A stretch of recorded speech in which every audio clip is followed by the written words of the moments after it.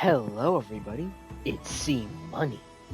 Now, today we're going to be doing a new type of playthrough in this game, because the legendary fighter from Street Fighter 6 is here.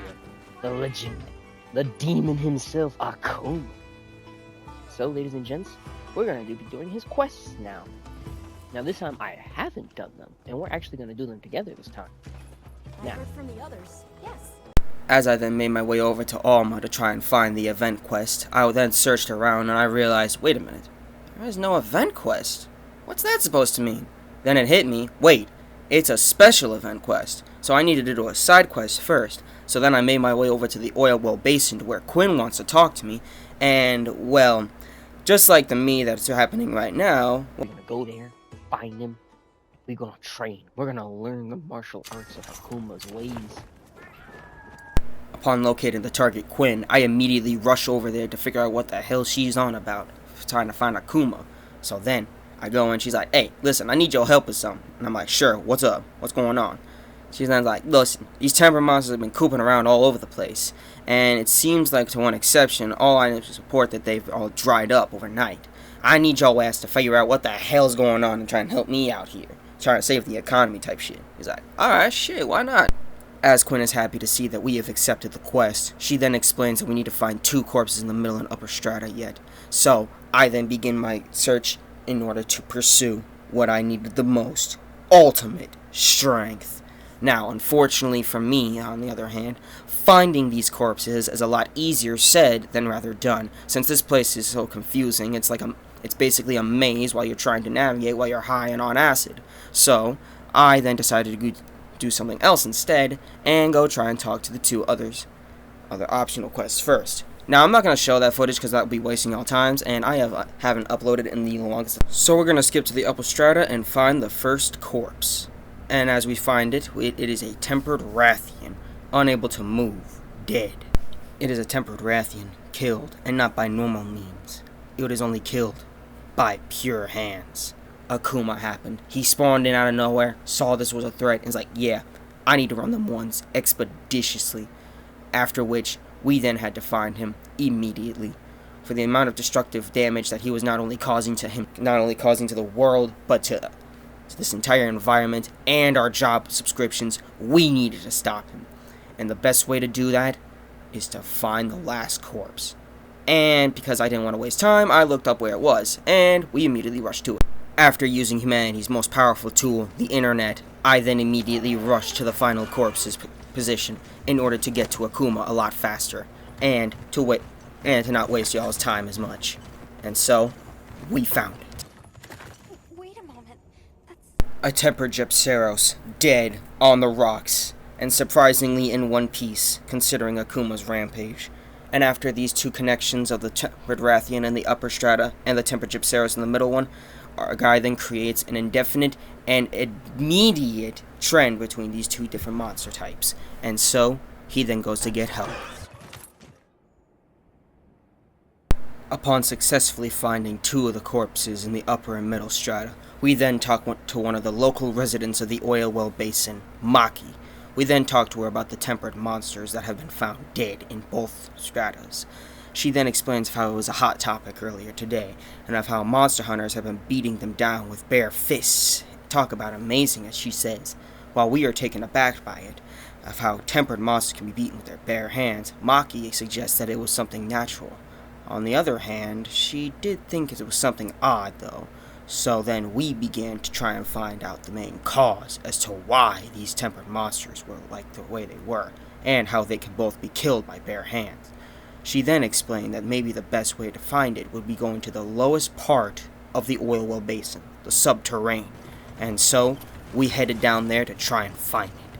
Unfortunately for me, however, I could not find jack shit until I heard that. The sounds of a man punching the very walls and earth of the land.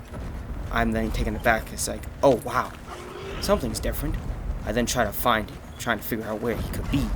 Until I realized I should have looked at my mini-map 10 hours sooner. And then I just followed up, and then I found him. there. Do you suppose that's our man? The oil here seems to come from some ancient organic matter. And there must have been a lot of it to make this much.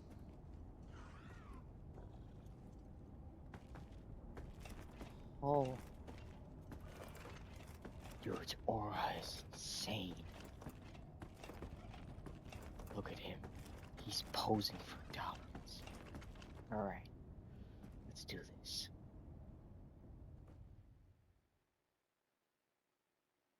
Who are you?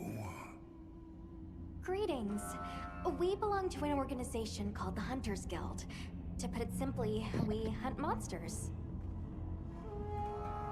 Wait. That fighting spirit. I see. You too are no stranger to death. And it's unbelievable what you can do with just your fists. You must have gone through rigorous training. That being said, you're doing a number on the ecology here.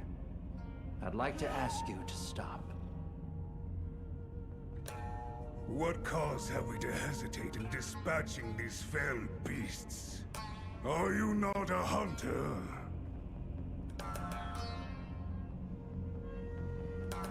Life does not hesitate to exterminate other life. Should it have reason to believe it is a threat? No matter how weak or how strong they are, all creatures can exhibit the desire to kill. I don't dispute that, sir, but the ideal we strive for is harmony with... Enough! Know this! All who seek true strength must walk this path! If you would quail before it, begone! I'm afraid we can't do that. Then show me. In turn, I offer you a glimpse of the abyss! I'm sorry, what now? Die 1,000 deaths! Oh!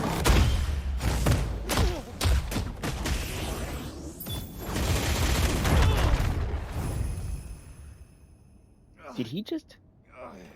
Did I just get jumped by him? Each blow 1,000. 1,000 blows as one. Master your craft, and this shall be within your grasp. Damn, he really just jumped my Has ass. the weight of my fist sparked a killing intent within you, Hunter? The only path the powerless see before them is the one that keeps them powerless. Train endlessly. Push yourself to the brink in battle. Only then will the path to true strength open to you. Damn. Begone! If you would ask me to stay these fists, make me a show of your power. Speak to me then, and no sooner. Upon successful finding and talking to Akuma, alongside getting hit with the Shungakusatsu, I then realized that I now had access to the quest, and was able to be like him. I then made my way over to the Grand Hub in order to prepare for such a grand and amazing event quest, with little to no experience as to how the funk this armor set would work, which I would then do some earlier training on, in order to help understand his combos a little bit better. Now, unfortunately for me, I had no idea how to do some Street Fighter combos, because I haven't played Street Fighter 6, only Mortal Kombat, unfortunately. So, going into this, I was a little bit unprepared of how his moves worked, but I was more than happy to play this match and show it to all you guys. But, in any to all cases, let's begin the fight.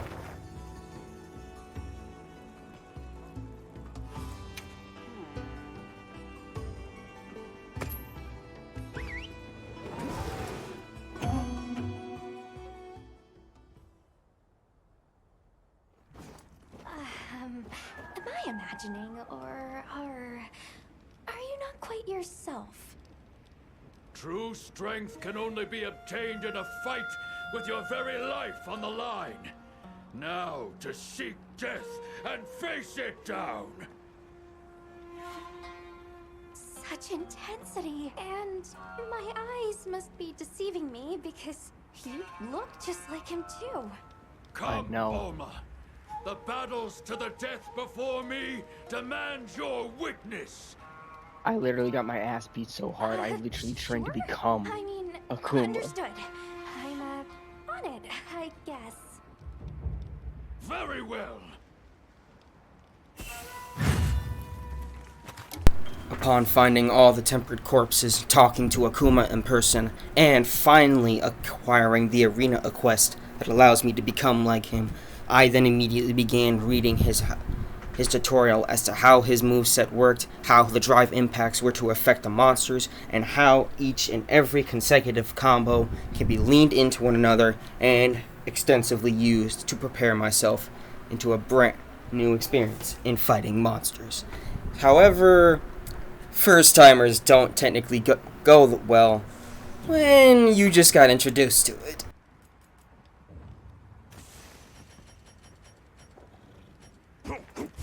Akuma in all regards was very different in all forms of the term of monster hunting. He did not use any weapons, only pure hands and Street Fighter combos. This is what made him more unique, dangerous, and above all, fun. Ooh, okay, I think I like this. His combos held very different results for each individual hit, but in order for me to gain more training, I needed to try it out on a live subject, and there was one right below me.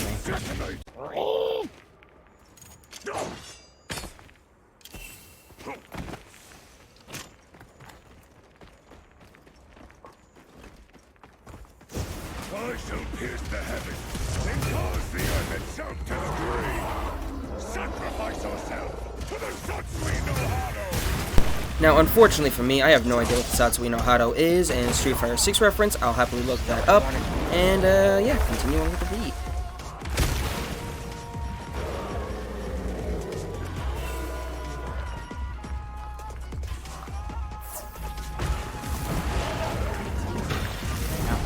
For this one.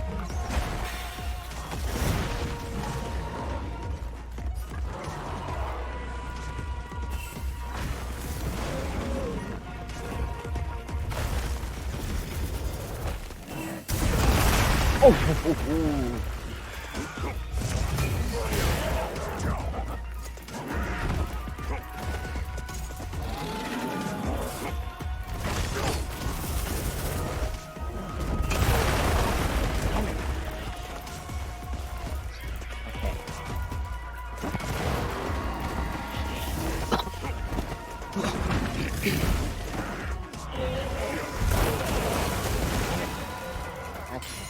Still need some time learning this shit.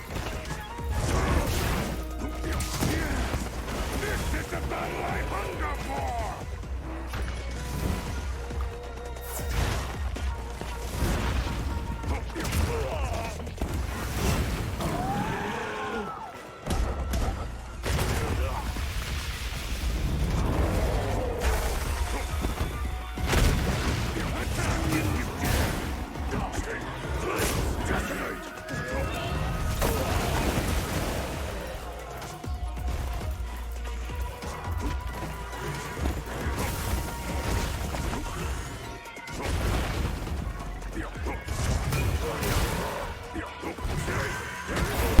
Now, as you can see from this footage, I am getting my ass completely handed to me by this Khan, and I had completely no idea on how to properly use his moveset and all that stuff, but upon reaching low health, click.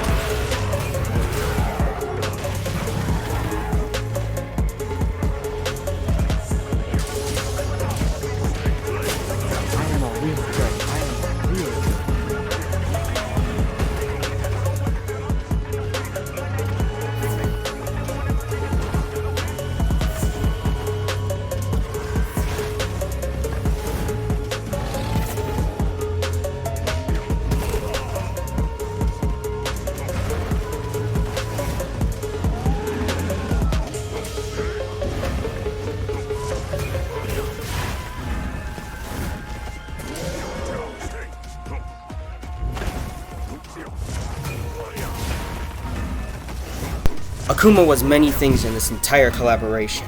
Fun, engaging, collective, understanding, and above all else, competitive.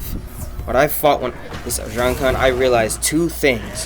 One, Akuma, his skills are to be used efficiently and effectively without throwing yourself in the line of fire more times than one. His dodge comes more than handy in all those specific situations when trying to evade. Side dodging is the best, while back dodging is by far just to get yourself a little out of the way of his attacks. But above all, he's awesome.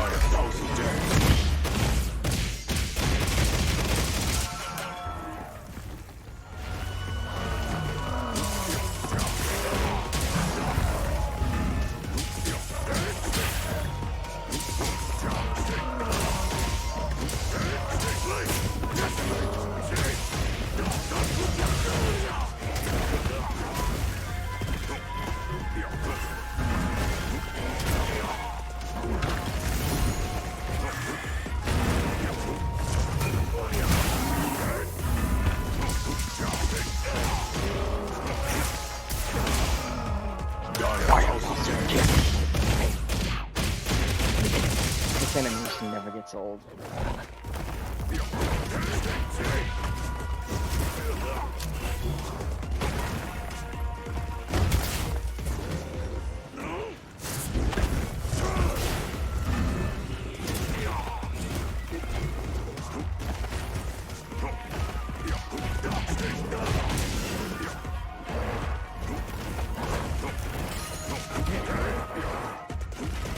When Akuma came to the game, he was 15 fucking dice.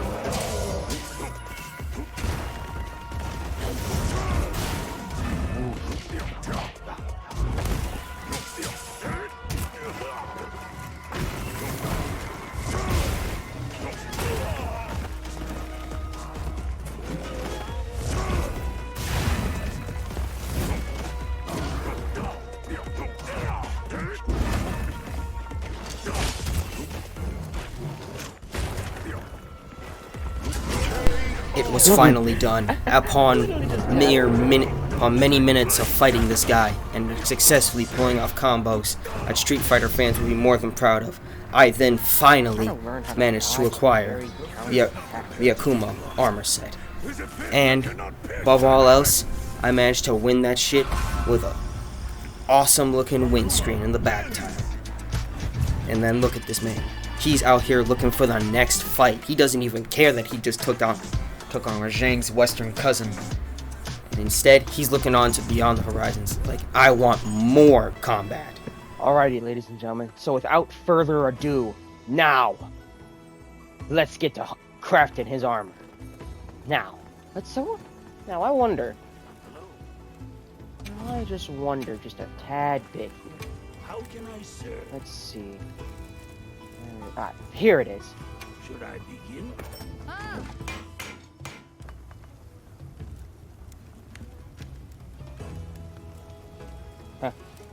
Nice. Ooh, it's a 48. I can level that. I can level all that up.